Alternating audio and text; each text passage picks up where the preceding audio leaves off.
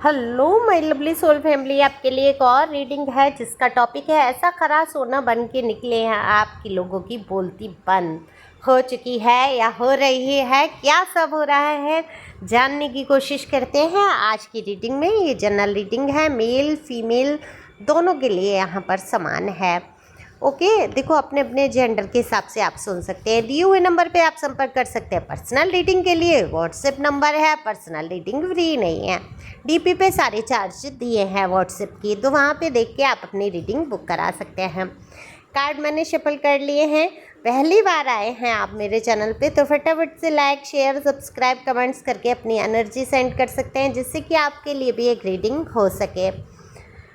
चलिए तो चलते हैं रीडिंग पे और बताती हूँ मैं आपकी एनर्जी, जो कुछ आप फील कर रहे हैं, जो आपकी एनर्जी में चल रहा है। अगर रेजिनेट होता है तो ये रीडिंग आपकी है।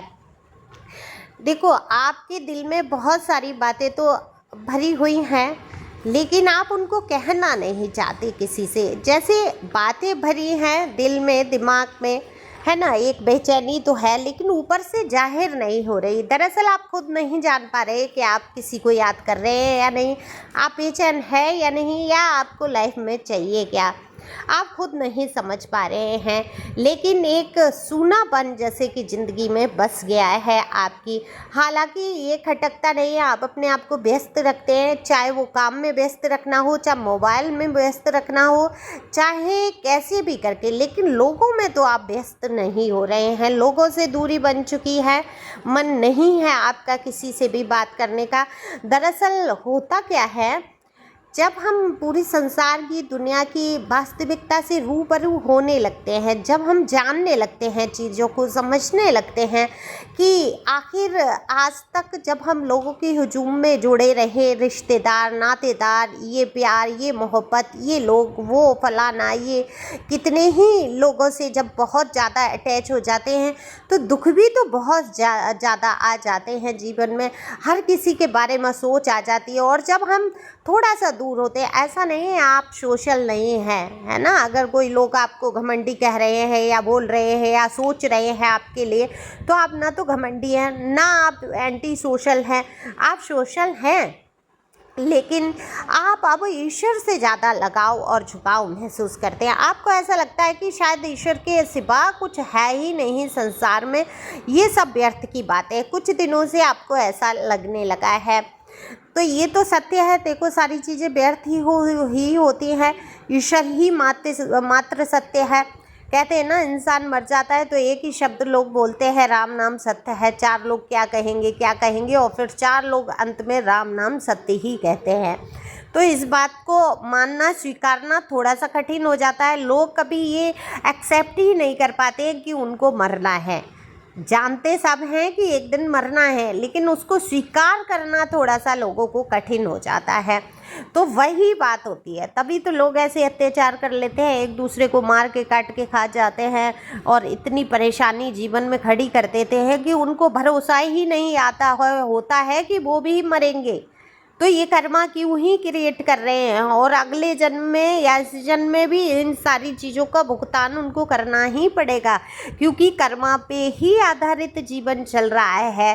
तो आप देखो, सुख में दुख में, कहते हैं ना, भीगते हुए इंसान या सूखे में भी हर परिस्थिति में फिर खुश रहना सीख जाता है।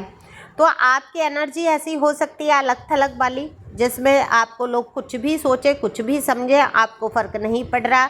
कौन रूठेगा कौन मनेगा आपको फ़र्क नहीं पड़ रहा, क्योंकि आपने देखा जब बहुत सारे दुख और तकलीफ़ थी तो आपके दुख और तकलीफ़ को समझने का नाटक भले किसी ने किया हो, लेकिन कहीं ना कहीं कुछ स्वार्थ से लोग, वो नाटक भी कुछ स्वार्थ से ही किसी ने किया होगा कि हाँ आपके दुख को समझ रहे हैं या तकलीफ़ को समझ रहे हैं, लेकिन वास्तविकता में आपको समझने वाला कोई आपको दिखाई नहीं दिया।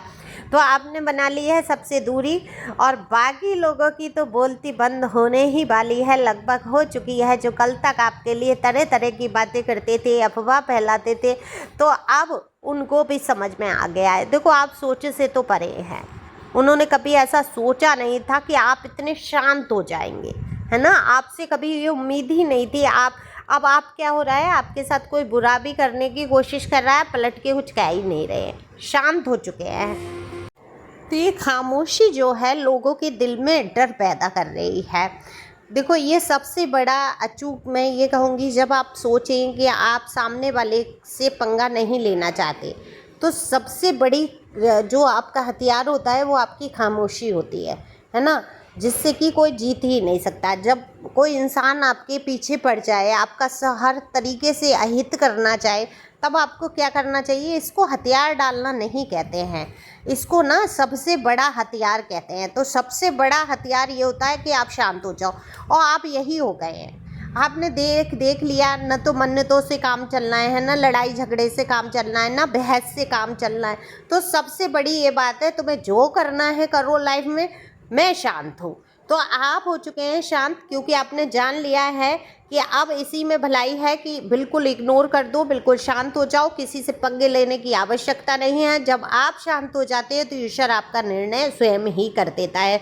तो आप दुख से, दर्द से ऐसी गुजरे, ऐसी भट्टी में आप जले हैं कि ऐसे खरा सोना बन के निकले हैं कि अब लोगों की बोलती बंद हो चुकी है।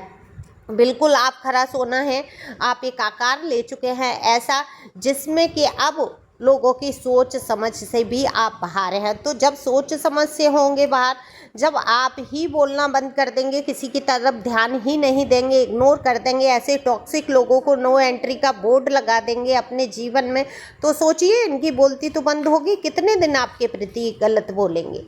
तो अब इनको समझ नहीं आ रहा है, क्योंकि आपकी पहचान बढ़ रही है, आपकी लोगों में जो एक, मैं ये कहूँगी, लोग आपको पहचान रहे हैं किसी चीज़ से। हो सकता है कोई कार्य क्षेत्र ऐसा आपका हो जहाँ पर आपने पहचान बनाई हो, कुछ करना ऐसा शुरू किया हो, या लोगों में आपकी पहचान तो बढ़ी है, लोग आपको पूछ रहे हैं, आपका रुतबा भी बढ़ा है। तो कुछ तो ऐसा लाइफ में आपके परिवर्तन हुआ है जिसकी वजह से आप जो है आगे बढ़ ही रहे हैं। अब वो बात और है, आपको ऐसा लगता हो, आपकी उम्मीदें ज़्यादा हों और उस हिसाब से आप नहीं बढ़ पा रहे हो, तो आपको लगता हो कि नहीं, मैं अभी आगे नहीं बढ़ रहा है या बढ़ रही हूँ।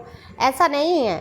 आप जब गौर करेंगे, पीछे वापस जाके देखेंगे, तो आप क्या थे और आज क्या हो गए। सबसे बड़ी तो ये उन्नति हो गई आपके अंदर कि आपके खुद के अंदर बदलाव आ गया है ना। खुद आप रोना धोना छोड़ चुके हैं, किसी की बातों का बुरा मानना छोड़ चुके हैं, अपने आप में वो हिम्मत रखना शुरू आपने कर दी है जो अच्छों की नहीं होती है, जिन पे बहुत तमाम पैसे होते हैं, मैं ये कहूँगी सोने चांदी में ही डूबे रहते हैं, उनमें वो हिम्मत नहीं होती है जो आज आपके पास हिम्मत है। मैं यहाँ बिल्कुल ये नहीं कह रही हूँ कि आप आर्थिक रूप से कमज़ोर हैं, आप जिस भी परिस्थिति में है ना, सब कुछ है। मैं तो कहती हूँ ईश्वर की दुआ से आपके पास हमेशा, और हमेशा बोलो, कितनी भी कमी हो फिर भी बोलो, मेरे पास बहुत है। ईश्वर आपने मुझे बहुत दिया है, क्योंकि ईश्वर को पता है कि आपको क्या चाहिए जीवन में। भूखा तो नहीं सुलाएंगे, वो आलस से आप बना के ना खाओ वो बात और है।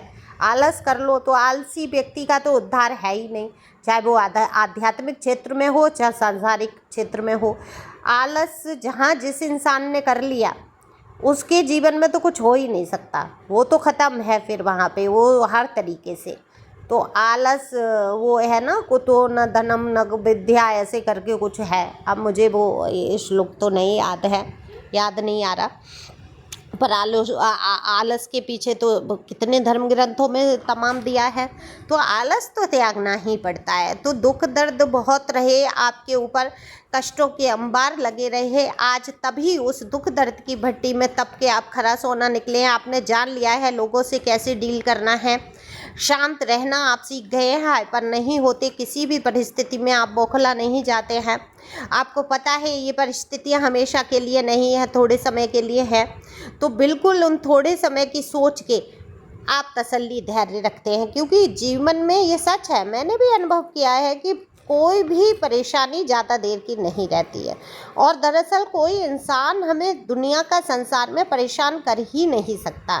आप सोचो, अगर आप किसी के बारे में सोच रहे हैं, उसको याद कर रहे हैं, मिस कर रहे हैं, वो बहुत आपके विपरीत चला है, आपकी खोज खबर भी नहीं ले रहा है, आप उसी के बारे में सोचते जा रहे हैं, तो सोचो क्या वो दुखी कर रहा है आपको? नहीं, आप खुद दुखी हो रहे हैं। क्यों याद कर रहे हैं उसको, जब वो ही आपकी परवाह नहीं कर रहा है? तो इसमें वो तो इंसान दुखी करने आ नहीं रहा है। आप ये कहोगे वो दुखी कर रहा है, उसने पहले तो बहुत प्यार दिखाया, बहुत केयर दिखाई और बहुत सब अपनापन दिखाया, आज वो मेरी खबर ही नहीं ले रहा, दिन रात आप उसी की सोच में पड़े हैं। तो उसने नहीं कहा, वो तो अपना स्वरूप दिखा रहा है, वो वास्तविक रूप दिखा रहा है कि वो ऐसा ही है, वो मतलब से ही जुड़ा था आपसे, स्वार्थ से ही जुड़ा था, या अब उसको आपकी ज़रूरत नहीं है। अब इसमें वो दुखी नहीं कर रहा, वो फ्री हो गया, वो सोच भी नहीं रहा आपके लिए, और आप वहाँ सोचे पड़े हैं। तो ये दुखी दुखी कौन कर रहा है? आप खुद को दुखी कर रहे हैं ना उसको याद करके। तो वहाँ से रिलीज होना होता है उन चीज़ों से। तो आप लोगों की सोच से परे हो चुके हैं, आप बेहद समझदार सुलझे हुए व्यक्ति बन चुके हैं, और ये सुलझे हुए व्यक्ति का होना ही खरास होना कहा जाता है। तो लोग अब आपके लिए कुछ बोल भी नहीं पा रहे हैं, इनकी बोलती बंद हो चुकी है, तो उनको पता है कि आप पे फ़र्क तो कुछ पड़ना नहीं है, तो बोल के क्या ही करना है। तो बिल्कुल लोगों की हिम्मत नहीं हो पा रही है आप एक भी शब्द आपके विपरीत बोलने की। तो आप इसी प्रकार से आगे बढ़ें, खुश रहें, मस्त रहें। Thank you for watching my channel. Thank you angel, thank you God, thank you प्यारे व्यूअर्स।